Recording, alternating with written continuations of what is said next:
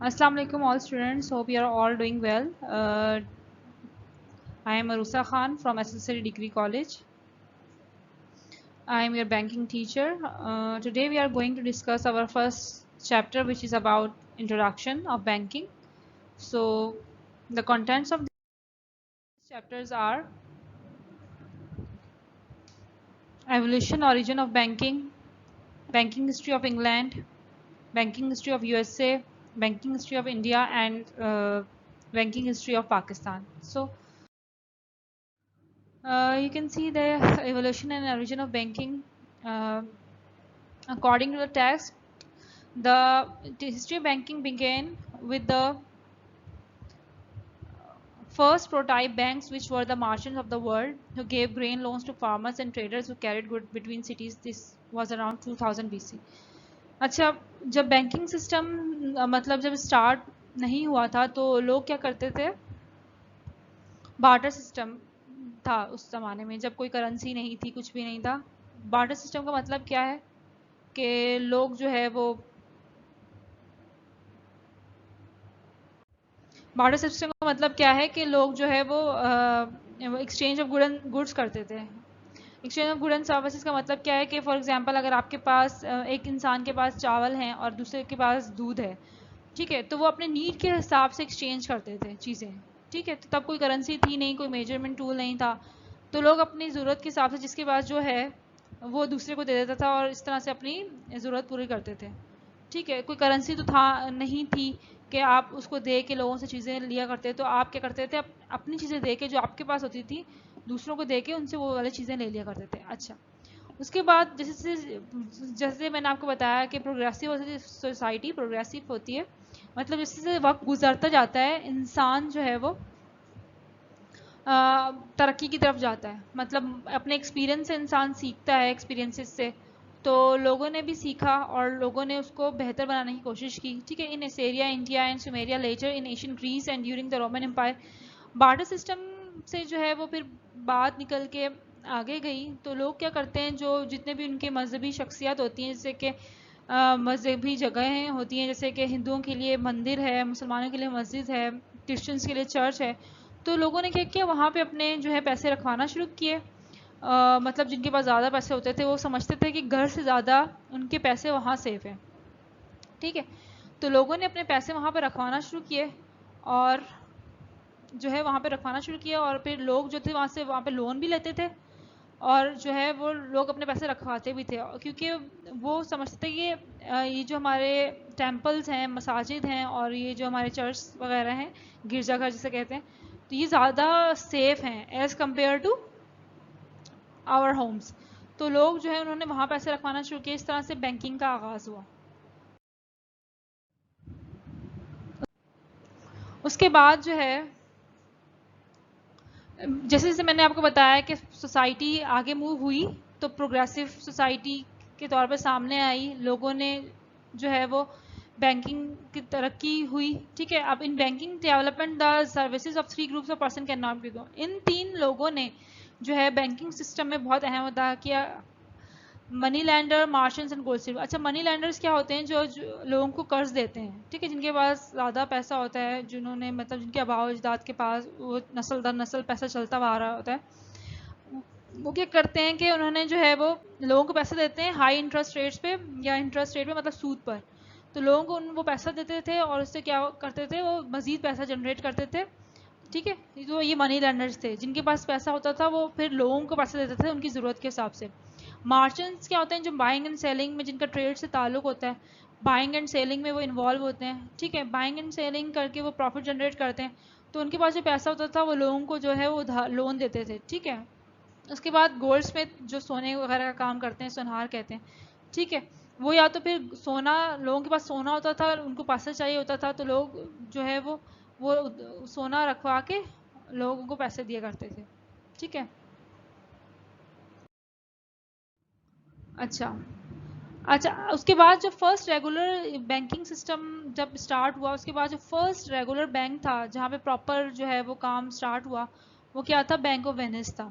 ठीक है, और ये कब स्टैब्लिश हुआ था, 1157 में। ठीक है, अच्छा, उसके बाद bank of Barcelona, bank of Genoa, bank of Amsterdam, ठीक है। उसके बाद जो है आपकी England, banking history of England आ जाती है। बैंकिंग हिस्ट्री में बैंक जो है इंग्लैंड में जो स्टैब्लिश हुआ था वो 1694 में था, क्योंकि इंग्लैंड काफ़ी फाइनेंशियल क्राइसिस से गुजर रहा था, बैंक करप्ट हो गए, मतलब वहाँ पे पैसा ना होने के बराबर हो गया था, तो वहाँ पे बैंक फॉर्म किया गया ताकि लोगों से जो है वो पैसा इकट्ठा करके जो भी इंग्लैंड के मसले मसाइल हैं, वहाँ पे किंग क्वीन सिस्टम है अगर आप लोगों को पता हो, तो वहाँ पे जो है किंग चार्ल्स थे जो कि बहुत ज़्यादा फाइनेंशियली क्राइसिस का शिकार थे, तो उन्होंने जो है मिड 20s की बात है ये 1694, तो उन्होंने बैंक जो है वो फॉर्म हुए। उसके बाद जो है वो उनकी जो पोजीशन थोड़ी स्टेबल हुई, तो इंग्लैंड के हालात थोड़े बेहतर हुए, ठीक। उसके बाद जो है 4 बड़े बैंक जो है फॉर्म हुए, उसमें जो है loyal bank, Barclays bank and Midland bank and the last one is national bank, जो है वो इस्टेब्लिश हुए थे, ठीक है। उसके बाद जो है बैंकिंग हिस्ट्री ऑफ यूएसए। अच्छा, बैंकिंग हिस्ट्री ऑफ यूएसए क्या है? बैंक यूएसए में कब फॉर्म हुआ? 1791 में अलेक्जेंडर हैमिल्टन के ज़माने में, ठीक है। और उसको यूनाइटेड स्टेट में फाउंड हुआ था ये, ठीक है। क्योंकि वर्ल्ड वॉर्स भी चल रही थी और फिर रिवोल्यूशनरी गैप्स भी आ रहे थे, लोगों के परसेप्शन चेंज हो रहे थे, लोग फाइनेंशियल क्राइसिस का शिकार थे, तो बैंक्स ऐसा फॉर्मेट था कि वहाँ पे लोग अपने पैसे डिपॉजिट करते थे, तो स्टेबल करने के लिए मुल्क को या उस वक्त की इकोनॉमीज़ को बहुत ज़रूरत थी बैंक फॉर्म करने की। उसके बाद बैंकिंग हिस्ट्री ऑफ इंडिया में क्या है? फर्स्ट बैंक इंडिया में कब बना था? इंडिया में तो नहीं, सब कॉन्टिनेंट में, क्योंकि इंडिया और पाकिस्तान इकट्ठे रहते थे तो उससे कहा जाता था इंडो पाक सब कॉन्टिनेंट। वो कब एग्जिस्टेंस में आया था? 1809 में, ठीक है। उसका नाम क्या था? बैंक ऑफ बंगाल के नाम से वो फॉर्म हुआ था 1809 में, ठीक है। It was followed by bank in Madras in 1840 and one in Bombay in 1863, ठीक है। यही बैंक।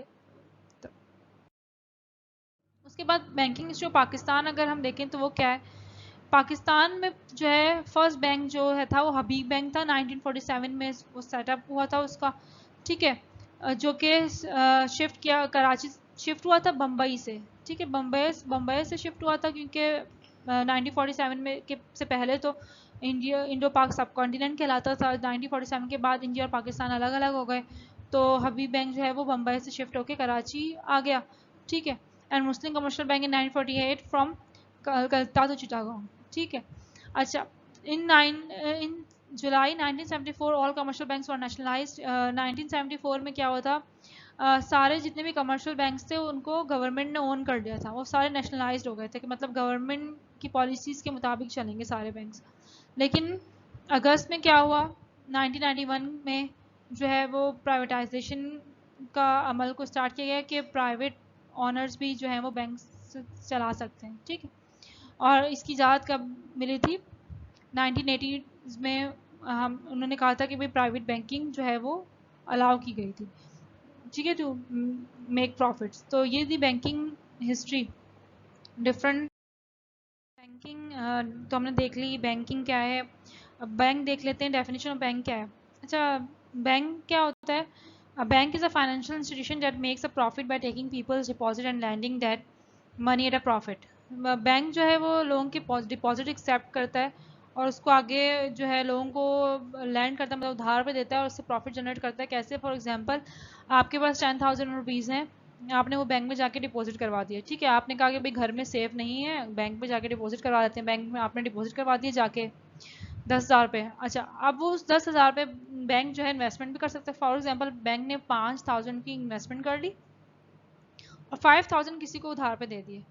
अच्छा, अब जो इन्वेस्टमेंट की उससे भी बैंक प्रॉफिट जनरेट करेगा, और जिसको उधार पे दिए जाहिर सी बात है इंटरेस्ट पे दिए होंगे, उससे भी बैंक प्रॉफिट जनरेट करेगा।